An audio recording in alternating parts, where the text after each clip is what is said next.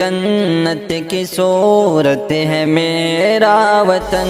خوشنما خوب صورت ہے میرا چمن، مثل جنت کی صورت ہے میرا وطن، دل ربا میرے بھارت کی تصویر ہے، سارے عالم میں فرحت کی ٹھیکیداروں کو پھول سے معصوم شہزادوں کا خون پیتے دیکھا، اسی رات بیٹوں کا سر کاٹ کر تشت میں سجا کر باپ کے سامنے پیش کیا گیا، اسی بھیانک رات میں ہنرمند اور ماہر استاد کاریگاروں کے ہاتھ قلم ہوئے، ہنگوٹے قطع کیے گئے، کسانوں کی زمین ان سے چھین کر در بدر کی ٹھوکریں کھانے کے لیے چھوڑ دیا گیا،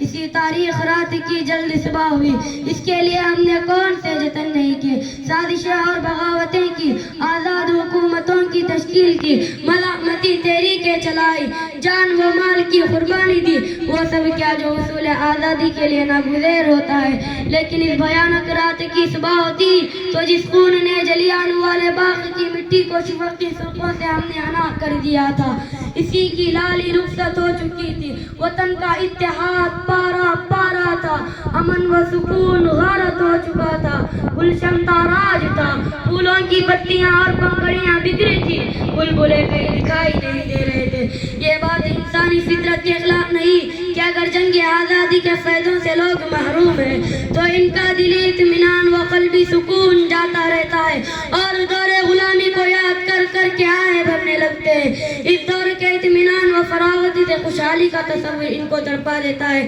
لیکن اس آزادی کے بعد انتشر و اضطراب سے ہزاروں درجے بہتر سمجھنے لگتے ہیں، لیکن ایسے لوگ وہ ہوتے ہیں جن کو آزادی سے کوئی مقصد نہیں ہوتا، وہ خود ہاتھ ہلانا نہیں چاہتے لیکن چاہتے ہیں کہ سب کچھ حکومت کر دے، پھر ان کے بے عملی کے نتائج ان کے سامنے آئے تو زمانے کو ہدف تنقید بنا دیتے ہیں، طریقہ یہ ہے کہ آزادی بجائے خود کوئی مقصد نہیں ہوتی بلکہ ذریعہ ہوتی ہے، آزادی کے معنی قید قانون پابندیوں سے آزادی نہیں، آزادی کا مطلب یہ نہیں کہ ہر ضابطہ ہر قانون ختم ہو گیا، جو چاہے کرے، کوئی روکنے ٹوکنے والا نہیں، ایسی آزادی مذاق